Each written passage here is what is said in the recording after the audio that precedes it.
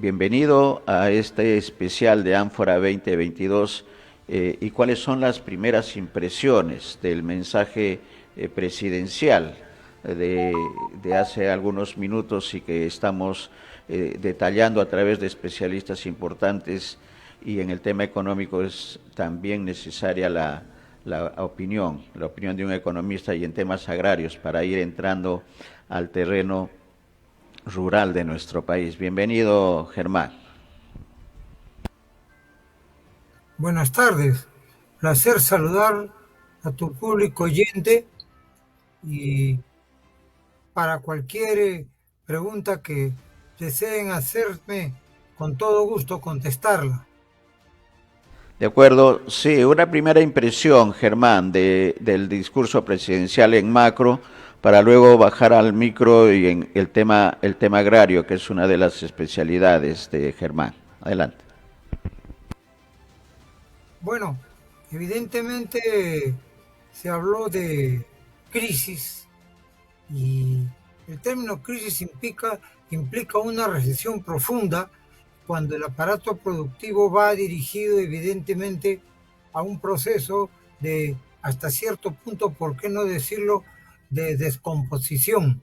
Y no es el caso del país. El país este año va a tener necesariamente un crecimiento de aproximadamente 2%.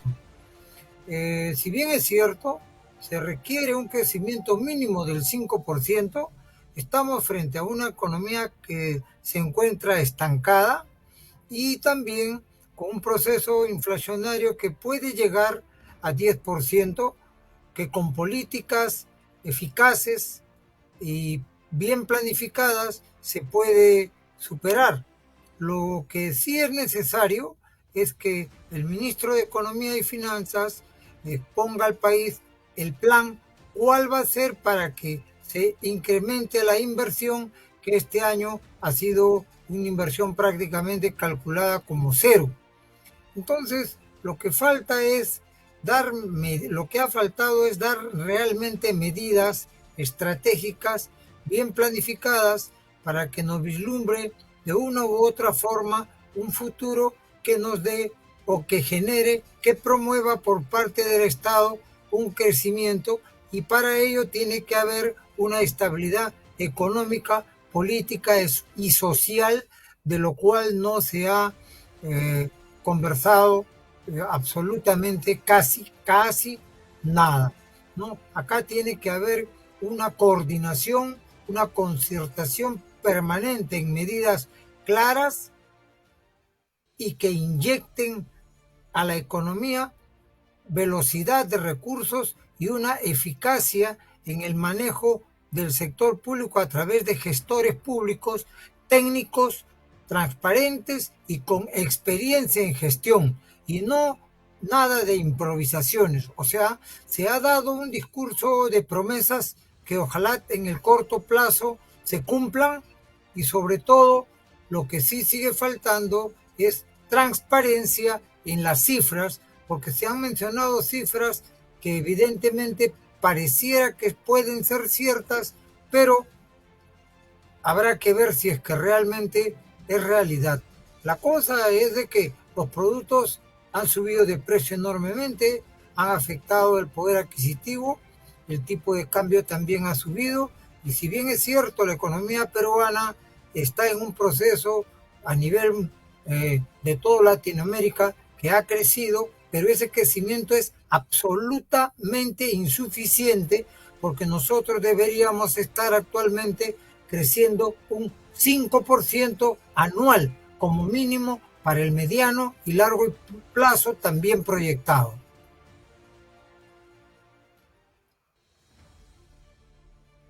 Parte del comentario, Germán, transparencia y precisión. Si tuviéramos que hacer alguna precisión en la voz del experto, ¿cuáles deberían ser las dos acciones que debería ejecutarse en el plazo inmediato por parte de la gestión del presidente Castillo?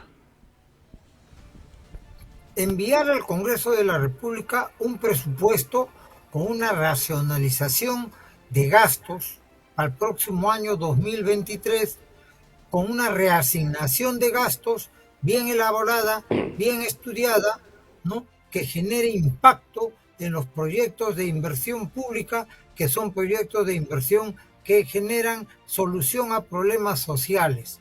Eso es número uno, y que el ministro de Economía y Finanzas salga a exponer qué medidas va a adoptar el Ministerio de Economía para que la economía realmente crezca.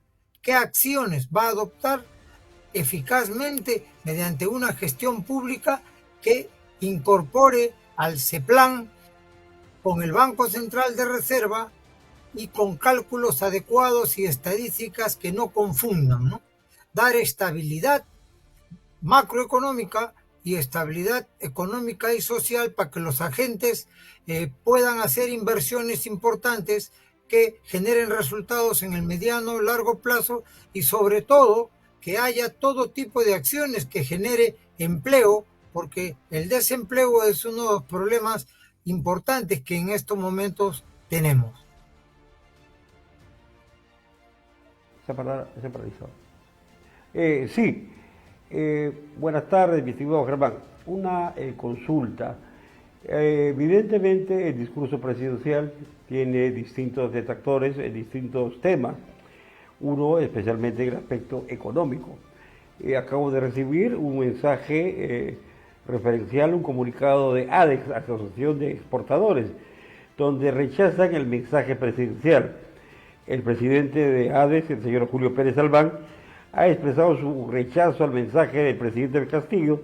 No solo, dice, no hizo un mea culpa respecto al papel que él cumple en la crisis política en la cual el país está sumido, sino que tampoco anunció medidas, ¿no?, para hacerle frente a los grandes problemas, el desempleo, la informalidad y la pobreza. Queda claro entonces que tiene una lectura, el presidente, diferente de la situación del país. Cree que todo marcha bien, pero lo que dice se cae cuando el Fondo Monetario Internacional reduce su proyección de crecimiento de la economía nacional de 3% a 2.8%, y el BCR estima un 0% de crecimiento de la inversión privada. ¿Qué nos puede decir al respecto, por favor, Germán?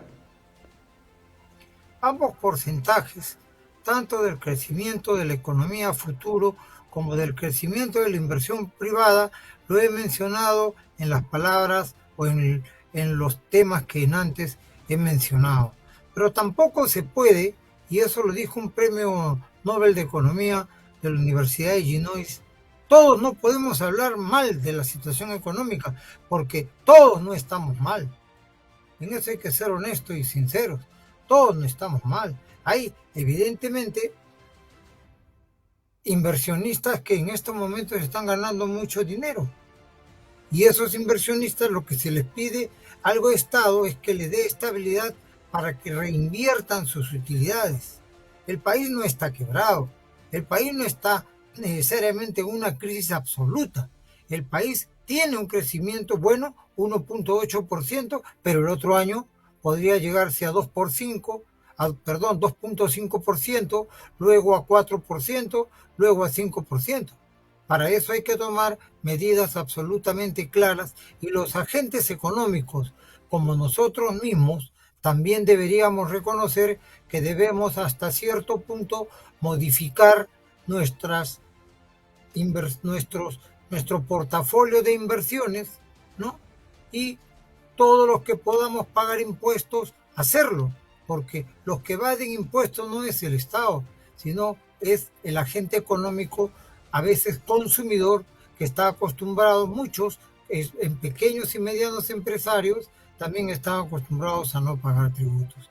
Acá nadie está defendiendo a la política económica que se lleve llevando a cabo. Por eso digo, hay que hacer algunos cambios, hay que hacer algunas modificaciones, y sobre todo que al Estado vayan gestores públicos, así como pedimos también que los empresarios rapaces que buscan que aprovechar momentos para ganar y acumular recursos, generar oligopolios, generar monopolios, como concentraciones y se apoderan de los créditos. Es el caso del sistema financiero. Y que me disculpe el señor de ADEX. 4 bancos manejan casi el 84% de los ahorros del público. Mientras las tasas de interés de ellos, las tasas activas en sus préstamos están altas, las tasas que nos pagan a los ahorristas son tasas pequeñas, tasas chiquitas. Las AFP han acumulado en algún momento 150.000 millones de soles. Años de años las han tenido y ahora que están devolviendo por emergencia en algunos casos a personas que no tenemos seguro o a personas que nos dan enfermedades insalvables, se está diciendo que se está destruyendo. Se está destruyendo que un oligopolio, pero si siguen cobrando, actualmente tienen aproximadamente 120.000 millones. ¿Qué se hace contra ellos? Nada. Correcto, eso es lo que le llaman el libre mercado. Pero el libre mercado no es concentración, el libre mercado no es oligopolio, el libre mercado no es un monopolio. Por eso decimos, todos los consumidores debemos competir, los inversionistas debemos generar competitividad. Ahora, si bien es cierto, hay errores en la política económica que se viene aplicando, bueno, pues digámoslos y demos sobre todo alternativas. Que debe haber cambios, hay que hacer los cambios. Que debe hacerse modificaciones a la política económica, hay que hacer las modificaciones necesarias. Que el Estado tiene un compromiso que debe cumplir, hay que obligarlos a ellos. Pero también nosotros, los consumidores y pequeños inversionistas, tenemos un compromiso con el país, que son pagar nuestros tributos, formalizarnos. Porque si no, el Estado no solamente es el dueño del país. Y lo fundamental es saber elegir en el momento que hay que elegir. Y no tomar al Estado como un botín por parte del gobierno, ni tampoco por parte de los agentes económicos, consumidores e inversionistas.